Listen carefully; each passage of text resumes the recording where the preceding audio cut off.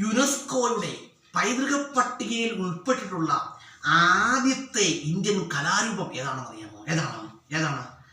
കൂടിയാട്ടമാണ്. ഓർത്ത് വെച്ചോളുക. യുനെസ്കോയുടെ പൈതൃക പട്ടികയിൽ ഉൾപ്പെട്ടിട്ടുള്ള ഇന്ത്യയിലെ ആദ്യത്തെ കലാരൂപം കൂടിയാട്ടമാണ്. 2001 കൂടിയാട്ടം യുനെസ്കോയുടെ പൈതൃക പട്ടികയിൽ ഇടം പിടിക്കുന്നത്. അതുപോലെ തന്നെ കൂടിയാട്ടത്തെക്കുറിച്ച് പറയുകയാണെങ്കിൽ ചാക്യാന്മാരും നമ്പ്യാന്മാരുമാണ് കൂടിയാട്ടം അവതരിപ്പിക്കുന്നത്. അതുപോലെ കൂടിയാട്ടത്തിലെ കണ്ണുകൾ കൊണ്ടുള്ള നേത്രാഭിനയം വളരെ പ്രശസ്തമാണ്, ലോകപ്രശസ്തമാണ്. അതുപോലെ തന്നെ അഭിനയത്തിന് വളരെ പ്രാധാന്യമുള്ള ഒന്നാണ് കൂടിയാട്ടം.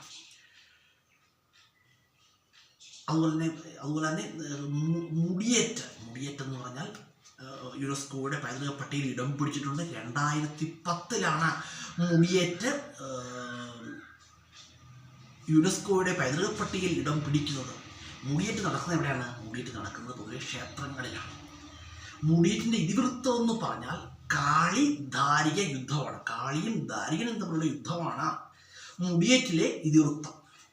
മുടിയേറ്റ് 2010 യുനെസ്കോയുടെ പൈതൃക പട്ടികയിൽ ഇടം പിടിച്ചിട്ടുണ്ട്. മുടിയേറ്റ് ഒരു ക്ഷേത്ര കലാരൂപമാണ്, ക്ഷേത്രകലയാണ്. കേരളത്തെ പ്രശസ്തമായ ക്ഷേത്രങ്ങളിലൊക്കെ മുടിയേറ്റ് നടത്താറുണ്ട്.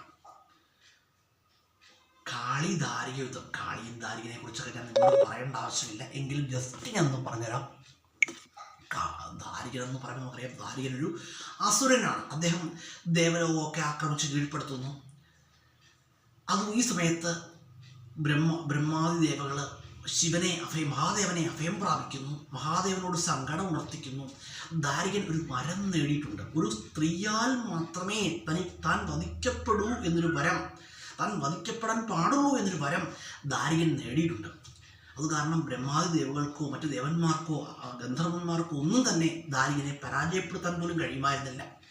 അതിന് പ്രകാരം അവർ ശിവനെ അഭയം പ്രാപിക്കുന്നു. ഈ സമയം ശിവൻ തൻ്റെ ജട ഭൂമിയിലേക്ക് എറിയുന്നു. ഈ സമയത്ത് പ്രപഞ്ചം പ്രകമ്പനം കൊള്ളുന്ന രീതിയിൽ അവിടെ 8 ദിക്ക് പൊട്ടുമാറുന്ന അട്ടഹാസത്തോടെ ഭദ്രകാളി അവിടെ ഉടലെടുക്കുകയാണ്. ഉടൻ തന്നെ മഹാദേവൻ്റെ കൽപ്പനപ്രകാരം, മഹാദേവൻ്റെ ആജ്ഞപ്രകാരം ഭദ്രകാളി ദേവി ദാരികനുമായി ഏറ്റുമുട്ടുന്നു. ദാരികനെ പോരിൽ വധിക്കുകയാണ്. അതാണ് ദാരികൻ്റെ കഥ. ദാരികനെ ഭദ്രകാളി ദേവി ഉന്മൂലനം ചെയ്യുകയാണ്. തിന്മയ്ക്ക് മുകളിലുള്ള നന്മയുടെ വിജയമാണ് ദാരികനെ വധിക്കുന്നതിലൂടെ ഭദ്രകാളി ദേവി ലോകത്തിന് നൽകുന്നത്.